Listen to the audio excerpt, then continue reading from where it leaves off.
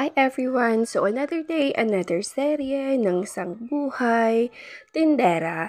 So ayan nga, umagang-umaga, i-check na natin yung nasalansan natin na panggatong at magsisiga tayo dahil magluluto tayo ng barako nga kape. So ayan na guys, kukuha tayo ng panggatong at ito nga guys, yung sinasabi ko na palagi namin ginagamit dito sa probinsya. Ayan. Kahit naman siguro saan, ito yung ginagamit natin. O, kaway-kaway sa mga lumaki sa probinsya. Tulad ko. O, diba masaya? So, ayan na nga. Sumisikat na si Manong Araw. At ayan, ang ganda-ganda sa labas, guys. Sobra. Ganito yung mga senaryo na namimiss natin pag nasa ibang bansa tayo.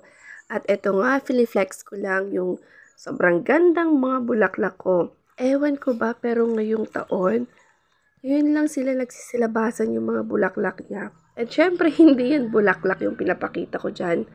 Ito ay isang gulay na am-am tea. So, ayan guys. Ito, sobrang ganda ng mga bulaklak nito. Red na red. Hindi ko pa yan nilagyan ng abono, guys. Pero, manghang-mangha ako sa ganda nila. Ito, hindi ko na alam yung mga variety, kaya pag magtatanong kung anong variety ng mga ito, guys, hindi ko na po alam. Okay, so, kasi nung binili ko din, sinasabi, ito yung ganito, ganyan, ganyan.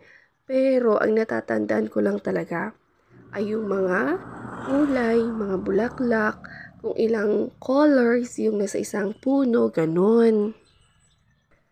Kaya pag gusto nyo din ng ganyan, pasyalan nyo lang dito sa amin. Bibigyan ko naman kayo ng cuttings pag gusto nyo. Ayan.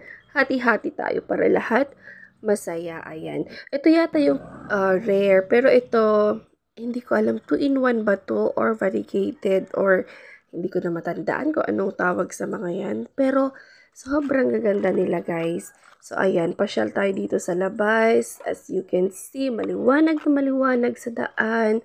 Andun pa, tirik na tirik yung araw. At pag umagang-umaga, ganito nga yung scenario or yung sa labas ng bahay namin. Ayan, hindi pa ako nagbubukas ng tindahan yan, guys. Maaga pa masyado, pero tirik na yung araw. Ayan, tahimik, kaya balik na tayo. Naghihintay na yung mga aso natin. Magpapakain pa tayo. Magluluto pa ako ng almusal. Actually, may kanin naman na, pero ulam na lang. O, ayan, yung malunggay ko. Ayan, tinapyasan ko. Isa na lang yung mataas na puno niya. O, ayan yung mga aso natin. O, ayan. Ayan ang bahay namin, guys. Simple lang.